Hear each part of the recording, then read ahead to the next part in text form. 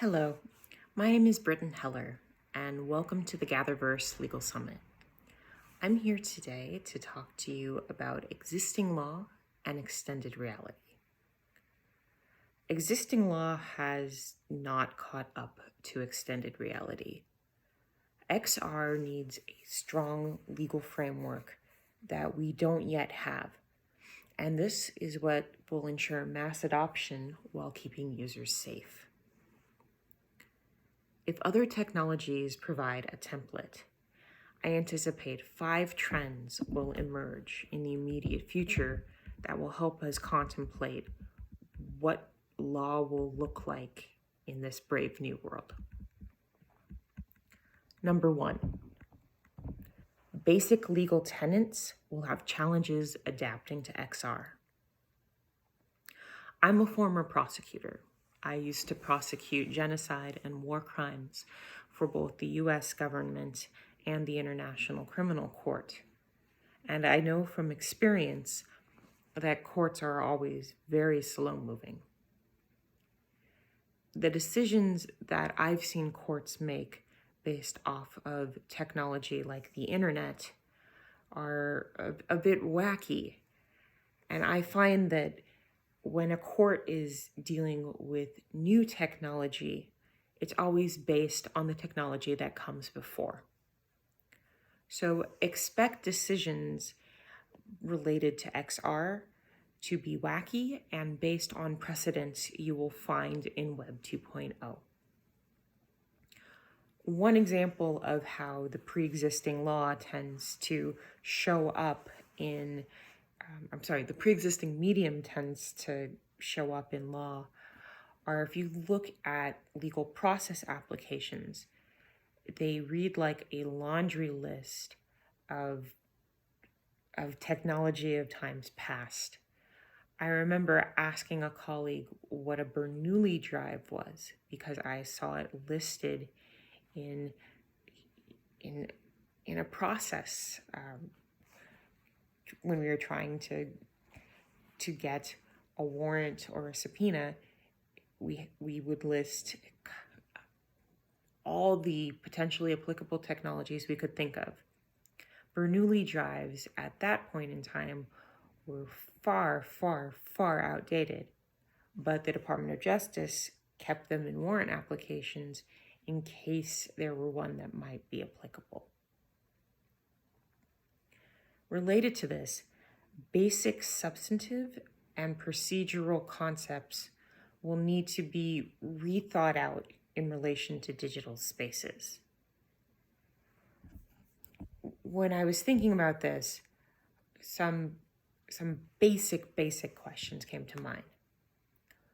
What does jurisdiction look like in a space outside of physical and national boundaries? Can torts like assault and battery be charged from activity in the metaverse? Activity that is committed by digital beings in digital spaces, but based on the neurology and the neuroscience behind how XR affects us, can actually impact our bodies and our minds. Related to this, what about sexual harassment and potential sexual assaults that feel very real based on how your brain interprets activity happening in the metaverse? How will legal discovery cover data originating from and stored within the metaverse? Will there be a new category of metaverse metadata? And will you still be my friend because I said that? How will criminal prosecutors have to subpoena or get warrants for metaverse-related material? There's a difference in legal process based on whether the government is asking for subscriber information versus content. What will be necessary to ensure that Brady material or potentially exculpatory evidence that is shared by the government with a defendant is found in the metaverse? We haven't seen any of these issues come to the fray yet, but as we spend more and more time in these environments, and as we conduct more of our everyday lives, like commerce and training and wellness activities and socialization, these won't be hypothetical questions anymore. And the jokes that I make about metaverse metadata will actually be very salient for how the criminal justice system treats our intentions and our activity in virtual worlds. Number 2, look to administrative law as a first mover in this space. So far, if you look at US law, there has been one court case related to activity in the metaverse. And this happened earlier in 2022, in April, in the Western District of New York, under Judge Gerasi.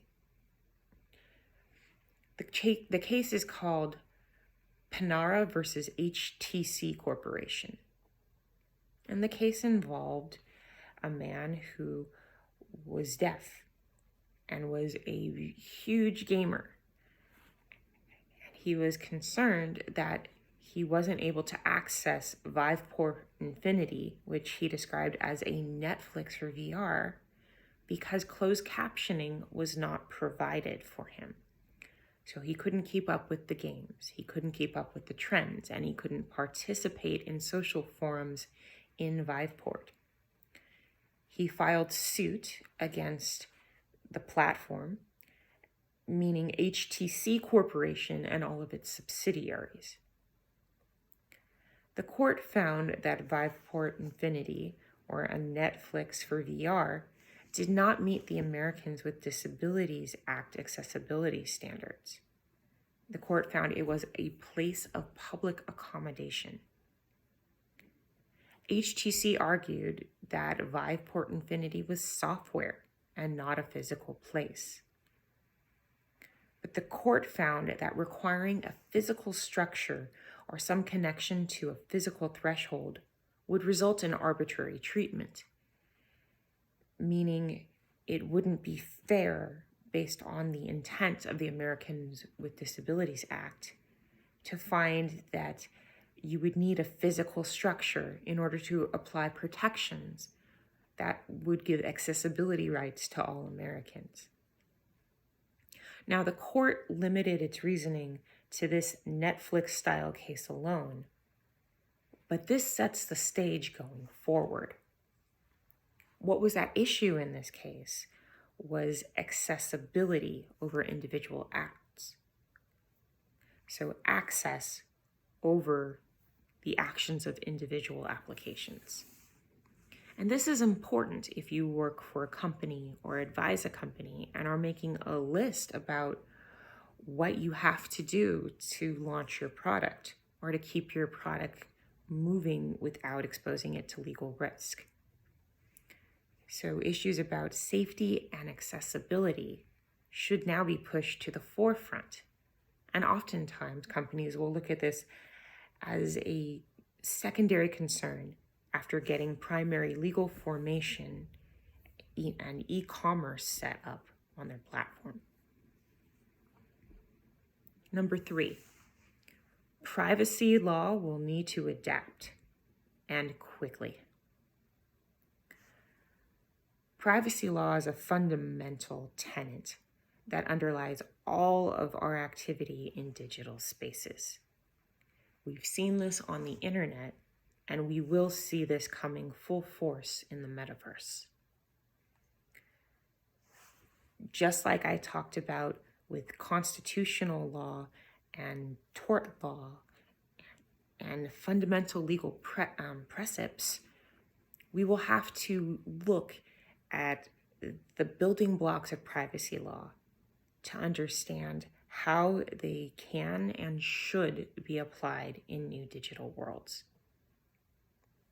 For example, how do issues like the third-party doctrine function when ensuring privacy protections in a metaverse-based platform or application?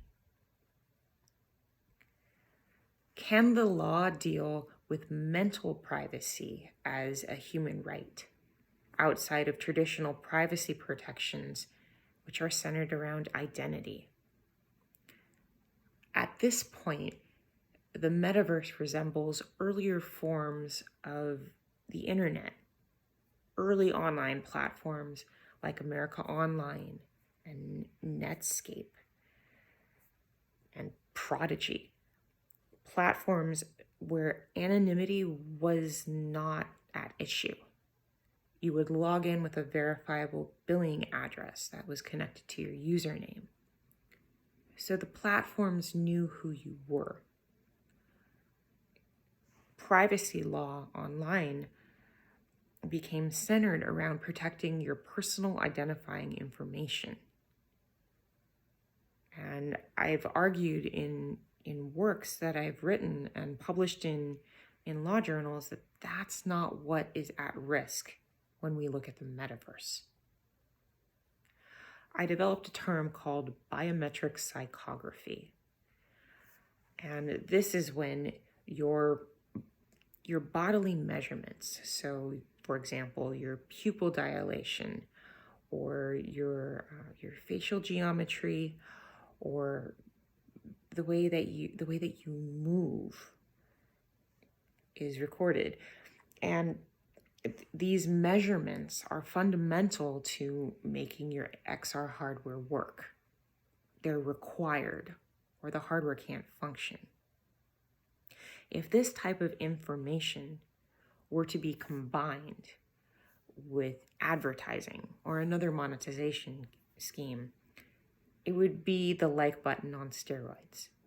So biometric psychography is the marriage of your bodily feedback with your likes, dislikes, and preferences, and having that be used to create inferences about your behavior, your preferences, and your health.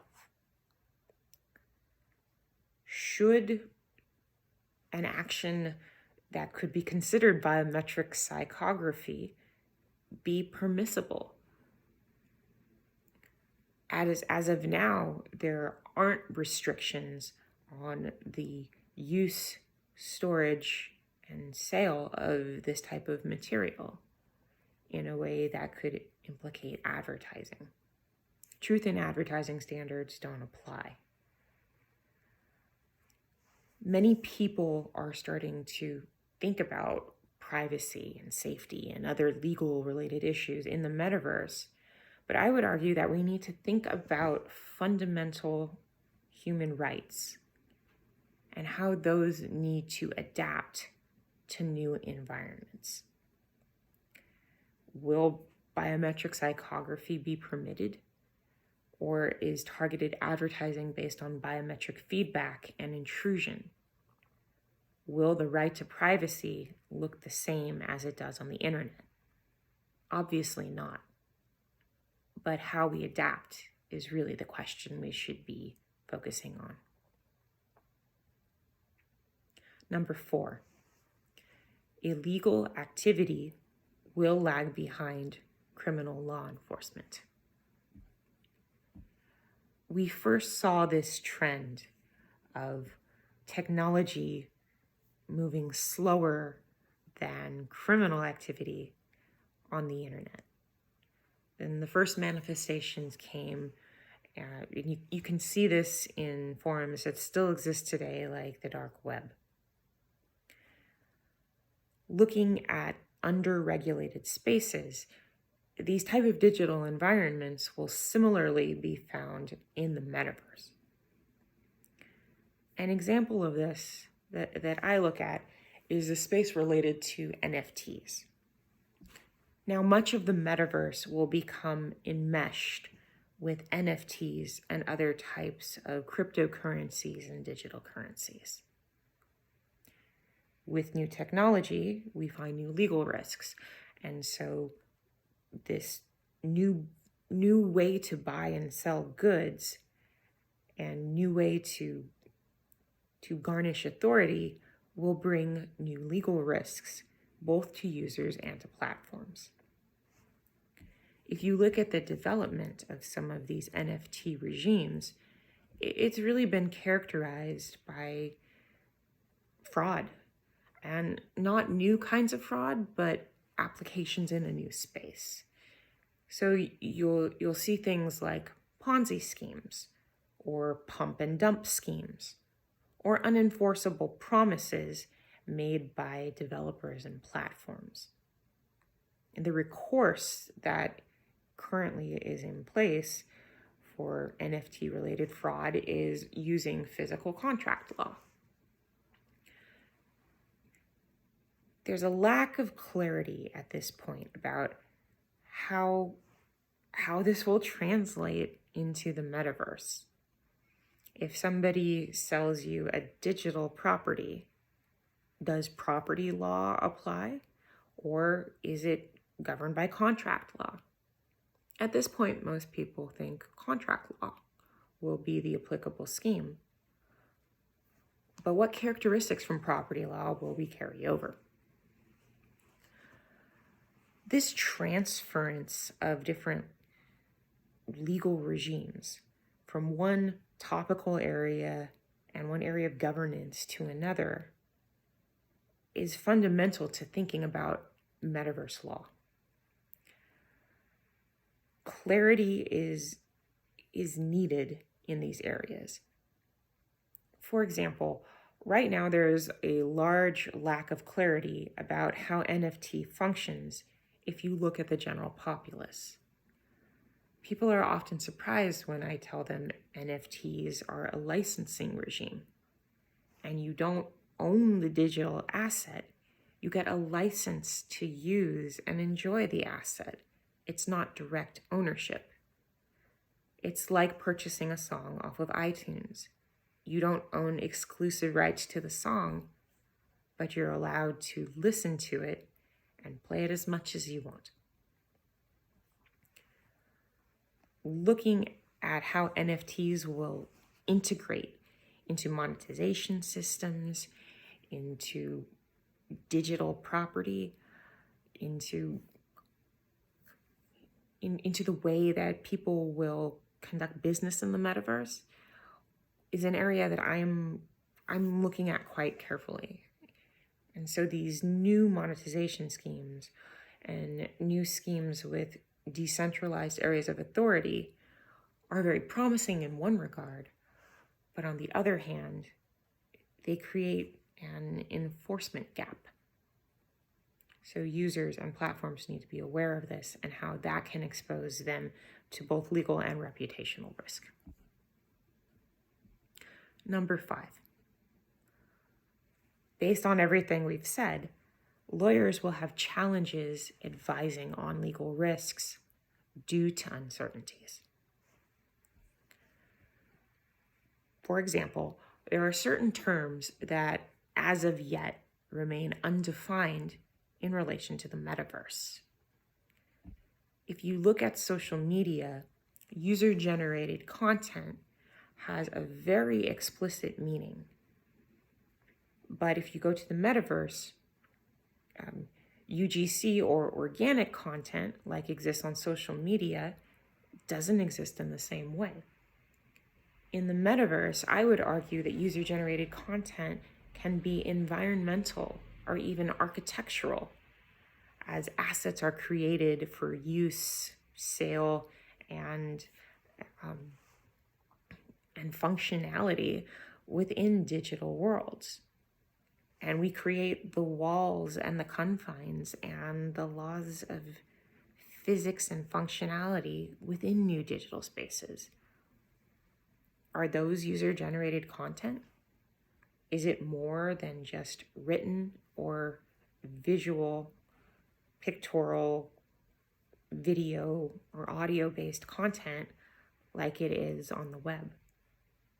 I would argue yes, but it's uncertain if the law would agree.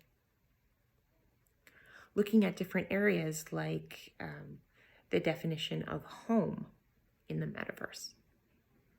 Privacy law gives special protections to the term home under the Fourth Amendment. Will we have a reasonable expectation of privacy in our metaverse home? Does it matter if it's a digital twin of our physical home or not? Looking at issues like content moderation, it has to be different than social media. 3D content moderation in the metaverse needs 3 dimensions: content, conduct, and environment. How will laws like Section 230 of the Communications Decency Act, which provide intermediary liability for platforms on the internet, apply to the metaverse? Human rights challenges, as we talked about before in relation to privacy, are going to find new forms that will overlap and intersect. For example, in the metaverse, access to information will be a key issue. Now, access to information in regard to online spaces has previously centered on connectivity. When you translate this to digital worlds, however, we will find that this fundamental human rights will find itself challenged more fundamentally by the digital divide when you're looking at both connectivity and access to information in an entirely new form. Moving on to other protections under international law. There are certain offenses in international law that are called jus cogens. And by this, I mean a fundamental group of international norms from which sovereigns or states may not derogate. These will be against the law in any country and under any government. And they include things like genocide, crimes against humanity, war crimes, piracy, slavery, and torture. My question is the metaverse a space beyond international law? Will actions like this be permissible in the metaverse if there's not the same loss of life or liberty to individuals, but there is an impact on human dignity? Finally, looking at precepts of international human rights law centered around accessibility. If the fundamental design of XR hardware does not allow for full accessibility for groups like women, ethnic and religious minorities, and people with apparent and non-apparent disabilities, how is this going to be a metaverse for all? If you look at some of the original hardware designs, for example, without an adjustable interpupillary distance, people with smaller heads, primarily women, find themselves outside of the group that the headsets were originally designed for. And it's like wearing the wrong pair of glasses. So women tend to get more motion sickness and simulator sickness than men when going through metaverse-related properties. And it's because of this design flaw. It wasn't designed for people with different body shapes and different headgear or physical disabilities in mind. We need this to be a metaverse for all. And this taps in to human rights protections and human rights frameworks. Overall, a fundamental legal framework for the metaverse has yet to be developed. I would argue that at this point, it's necessary. And we should be thinking philosophically as well as pragmatically about what is the function of law. What manner of enforcement regime is needed to make law work, and what substantive and procedural protections are required to ensure that this authority does not overreach. This makes it an exciting time to practice law related to the metaverse, and a bit of a volatile time to develop and participate in digital worlds. Thank you for listening to me today. I'm looking forward to seeing how both the letter and the spirit of the law apply to the metaverse and listening to all the speakers today. May our gather be well, and thank you.